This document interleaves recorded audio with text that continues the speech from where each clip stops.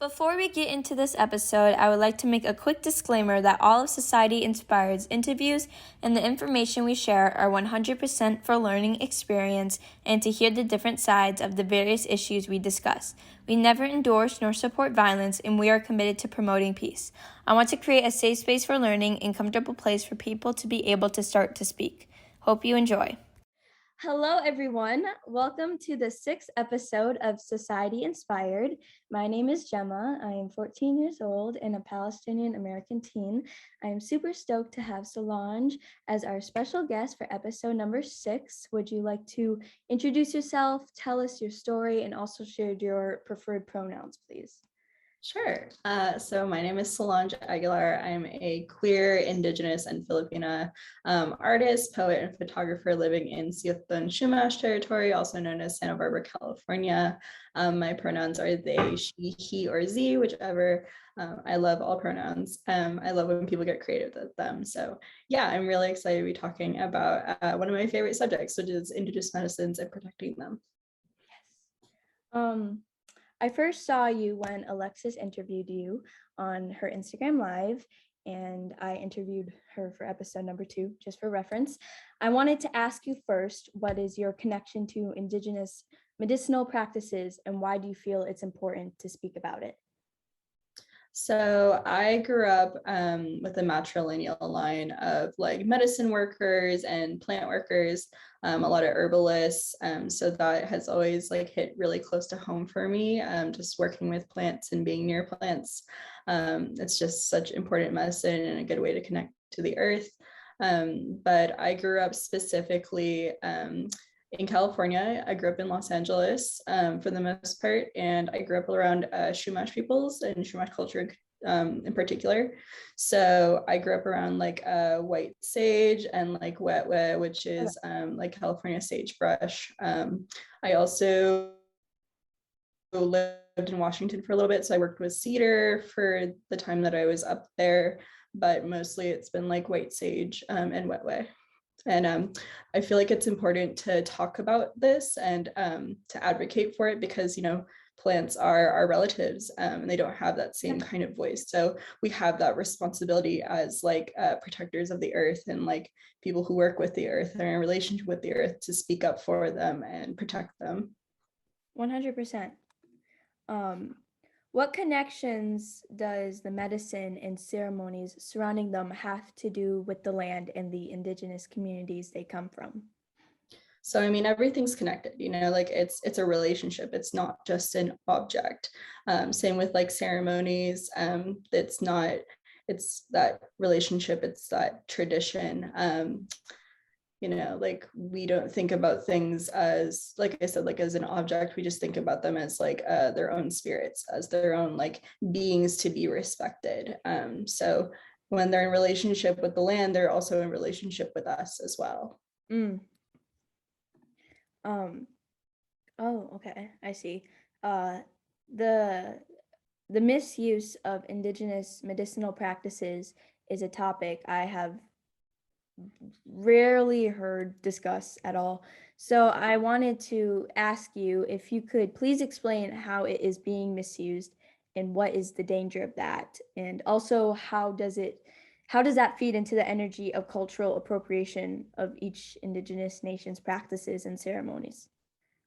So there's a couple ways that it's misused in particular, which is cultural appropriation, as well as overharvesting. So there's the environmental aspect of it as well as the cultural aspect. For the cultural aspect, I feel like that's a conversation that's more controversial a lot of the times, Okay. which sucks because it's like, you know, as Indigenous peoples, we're just asking for respect for like a very closed practice.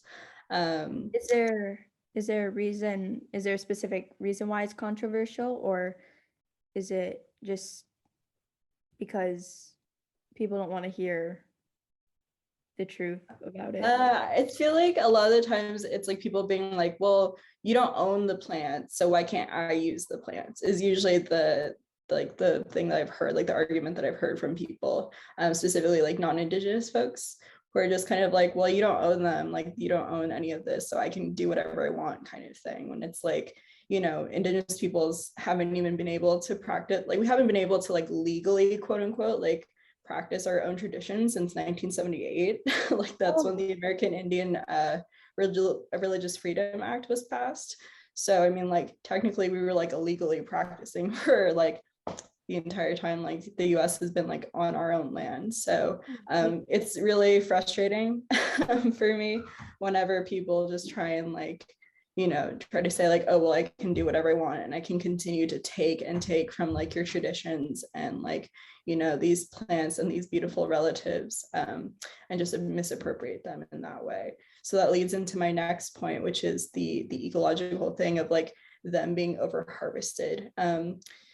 There's a lot of, especially in California with white sage in particular, there's a lot of over harvesting, to the point where it's like these plants aren't even coming back in certain areas where they've been for thousands of years. So, I mean, that's the ecological side where it's like we need to protect them from being over harvested because, we want to continue these traditions and we want like our future generations to be able to practice. And they won't be able to if people keep like buying them and harvesting them and poaching them and then selling them in like Urban Outfitters for like $10 a stick or something like that. It's so frustrating. Yeah.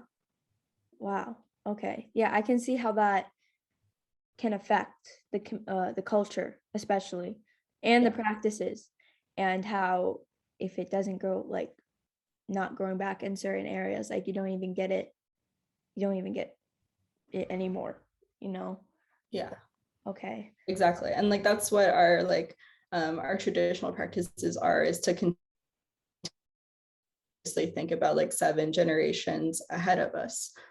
So when we plant things, when we tend to a plant, or like when we plant like food, we're not thinking about it for us specifically, we're thinking about it 7 generations down the line, just like constantly in the future, because we want to be able to provide for our future generations, just as our ancestors have provided for us. That's interesting. I've never thought of it like that.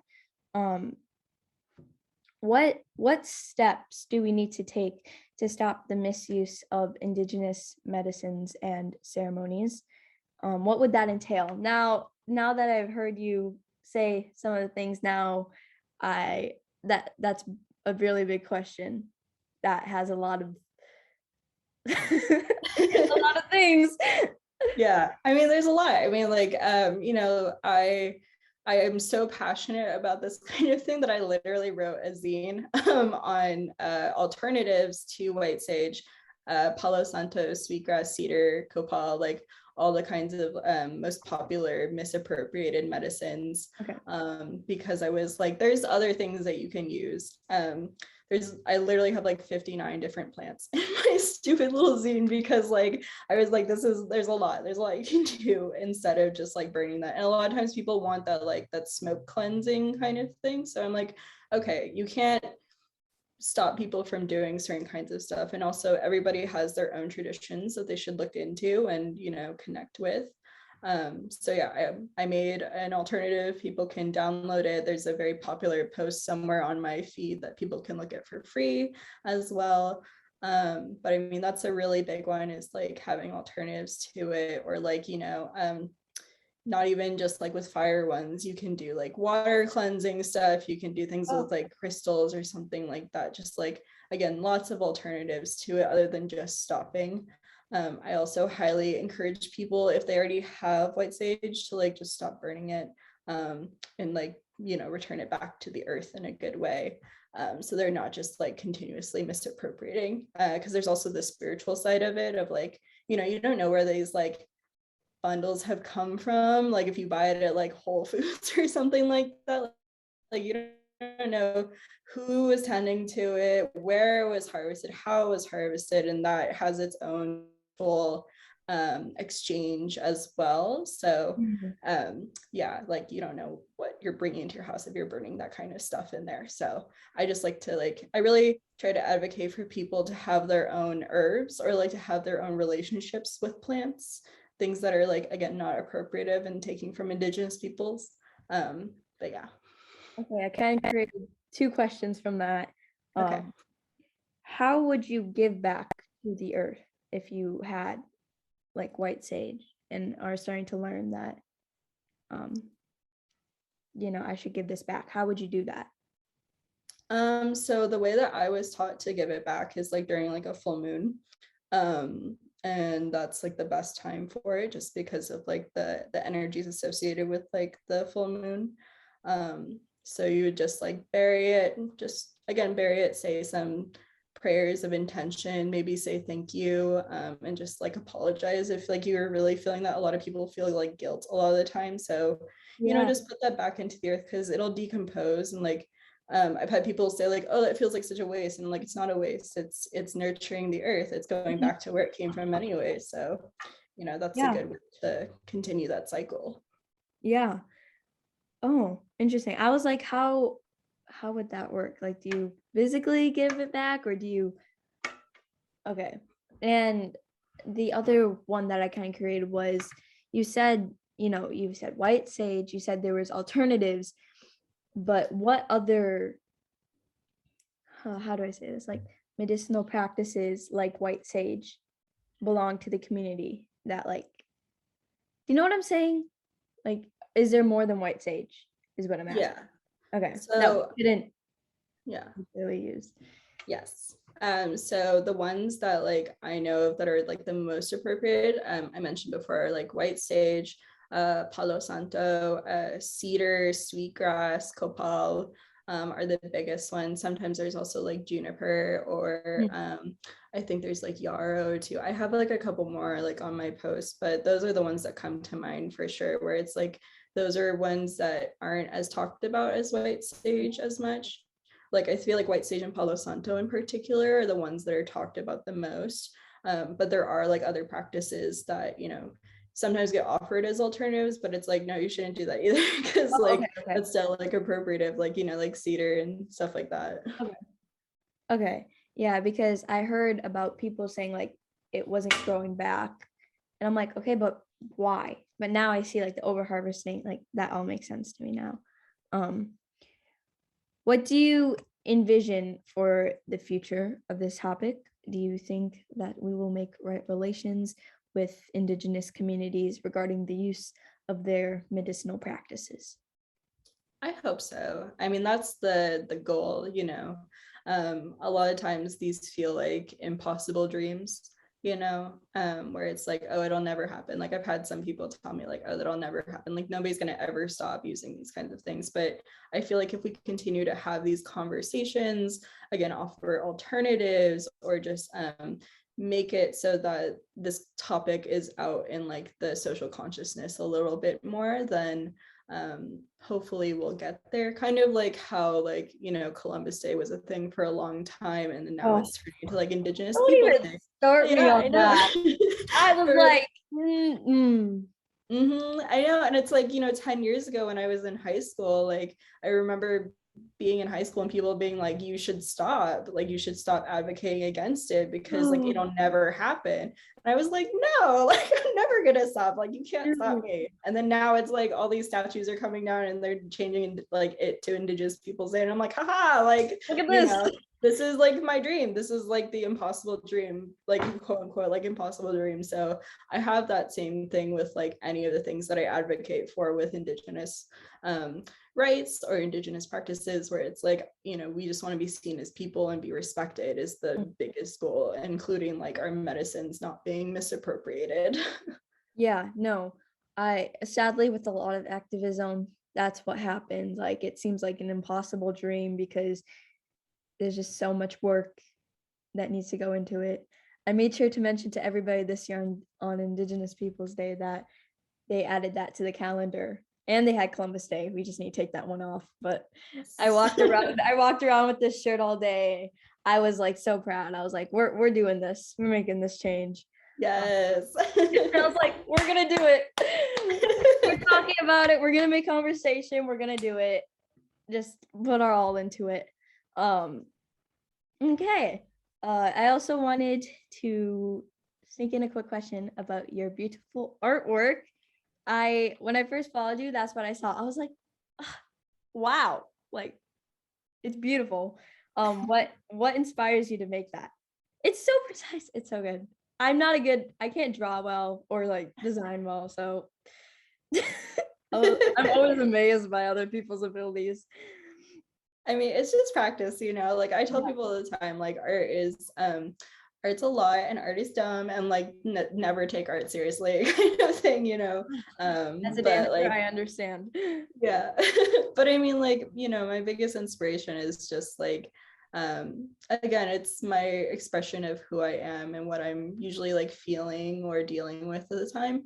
So sometimes it's like a lot of things of like identity, like my indigeneity. Sometimes it's like my feelings. Sometimes it's like the things I'm dreaming about. Sometimes it's about like intimacy or vulnerability.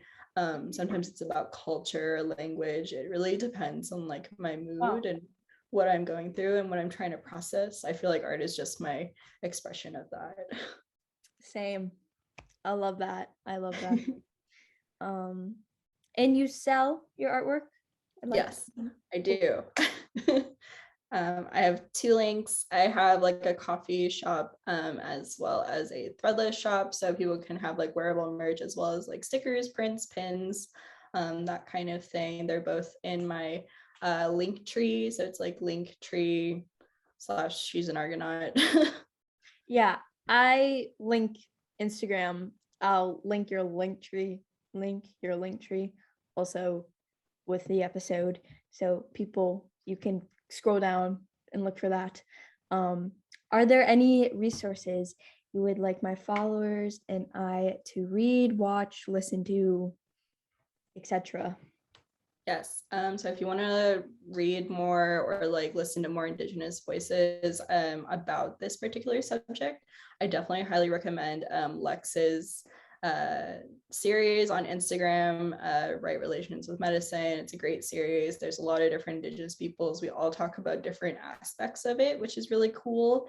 I also really highly recommend their Instagram handle is at Protect White Sage. They also have a lot of really cool resources. It's a really great account on it.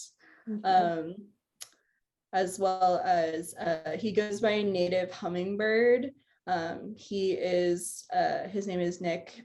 He is a really fantastic resource on California native plants in general and like how to grow them and take care of them and work with them. Really beautiful human being. He's a very dear friend. And yeah, and then who else? And then we show you El Vitre, who is Tongva, also talks about this a lot and is another like really incredible artist. So those 3 in particular. Okay, I think I got 1 or 2. You might need to send them to me so I can link. Yeah, I'll send them to you. Yes. Also, you said Lex's. Go listen to episode number 2 if you want to hear more, just in general about this. It wasn't specifically medicinal practices, but it was still about the supporting the Indigenous community. So, if you want to just listen, go do that also. And lastly, where can my followers find you on social media so they can keep up with you? I'm on Instagram at She's an Argonaut. Yeah, that's the place where I am most of the time. Cool. Well, thank you so much for taking your time to do this interview. Make sure you follow Solange on all social media platforms, or the ones that she mentioned, and check out all the amazing artwork they make and sell too. Make sure to follow our other social media platforms as well, so you don't miss out on more interviews and important information. I hope you enjoyed wow. I hope you enjoyed the 6th episode of Society Inspired, and we will see you guys next time. Thank you so much.